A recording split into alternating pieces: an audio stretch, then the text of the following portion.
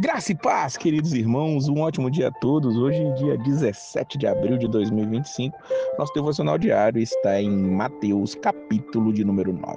Jesus continua curando e fazendo maravilhas e, sim, de perto estão os escribas e fariseus sempre criticando Jesus. É incrível como esses homens que deveriam estar alegres com a chegada do Messias conseguem não enxergar em Jesus aqueles homem tão esperado, o Salvador de todos os homens. E aqui algumas pessoas, sabendo que Jesus ele fazia milagres maravilhosamente, uns deles trouxeram um paralítico numa cama, diz o versículo 1. Jesus olha para aquele homem e diz: "Tem ânimo, perdoados estão os teus pecados", ao ver a fé daqueles homens que os trouxeram.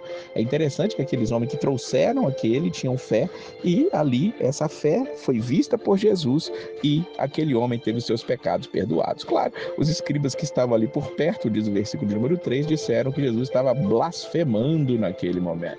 Mas Jesus vai e pergunta para eles: por que é mais difícil fazer? Perdoados estão os teus pecados ou dizer levanta-te e anda? Mas para você saber que o Filho do Homem tem autoridade, ele vira para o homem e ali ele diz: levanta-te, toma a tua cama e vai para a tua casa. Veja que aquele homem já tinha sido curado do principal, do problema principal, mas por causa daquela reação daqueles escribas, ele recebe um pouquinho mais. Nós temos que entender que quando Jesus perdoa pecados, ele vai no âmago do problema. Nossos problemas não são as enfermidades físicas, nossos problemas não são as dificuldades, a falta de dinheiro, ou as doenças. Não, o problema é o pecado. O homem precisa fugir dos pecados, somente Jesus pode perdoar. Como os escribas disseram, somente Deus pode perdoar.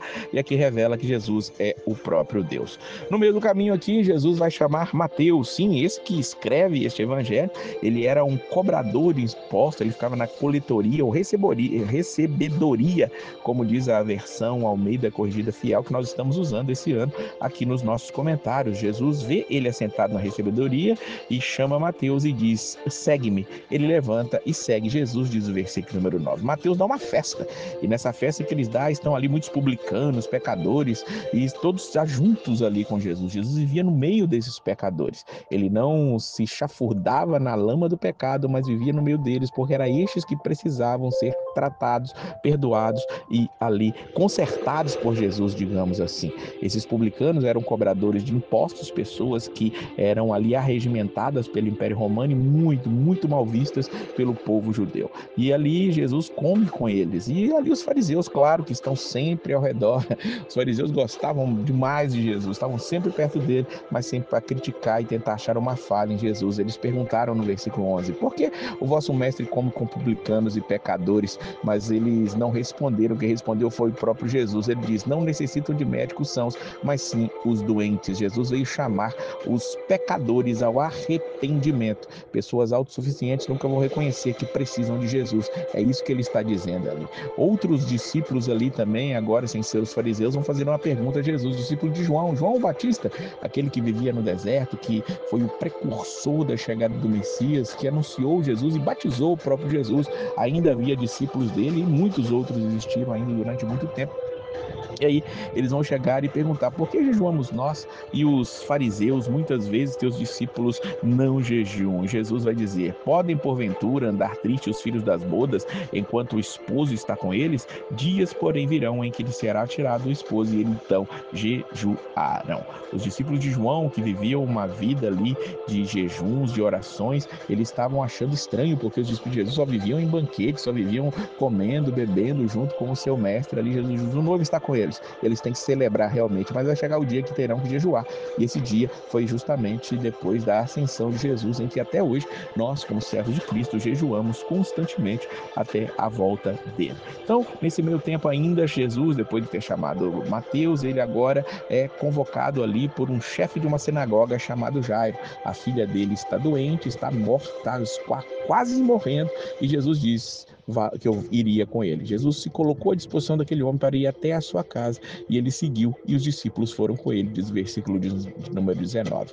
Interessantemente, enquanto Jesus está indo até a casa de Jairo, um novo milagre acontece. Aparece uma mulher que tinha 12 anos, que sofria de um fluxo de sangue constante. Ela toca em Jesus, pensando: se eu somente tocar na sua orla, na sua roupa, eu vou ficar sã. Jesus, ele vê aquela mulher, se volta para ela e diz: tem ânimo, filha, a tua fé te salvou. Imediatamente aquela mulher ficou sã. Quando ele chegou à casa, isso aqui talvez atrasou um pouco os passos de Jesus. Jairo pode ter ficado até chateado com isso, mas quando Jesus chega ali, a menina está morta. Já estão ali instrumentistas, o povo em alvoroço e ali todos achando que aquela menina está morta. Quando Jesus chega e fala: a menina não está morta, mas dorme. E as pessoas que já tinham atestado a morte dela riram de Jesus ali naquele momento. Jesus pega aquela menina ali pela mão, a levanta e agora aquela menina se coloca de pé e há grande alegria naquele lugar. Depois disso, Jesus vai curar ainda 2 cegos e ali os olhos deles vão se abrir, diz o versículo número 30, e um pouco mais abaixo Jesus diz nos versículos 32 e 33 que cura um mudo endemoniado, expulsa o demônio e aquele mudo volta a falar. E mais uma vez os fariseus, eles vão aqui dizer que Jesus está fazendo algo errado, está expulsando os demônios pelo príncipe dos demônios. Jesus, em outro evangelho, vai corrigir estes homens, esse terreiro, mas aqui Mateus não relata sobre isso. O que nos interessa aqui é saber que Jesus continua curando e fazendo grandes maravilhas e sinais, e nós precisamos estar sempre próximos a Ele, buscando a face dele. Que Deus abençoe a sua vida sempre e a paz do Senhor!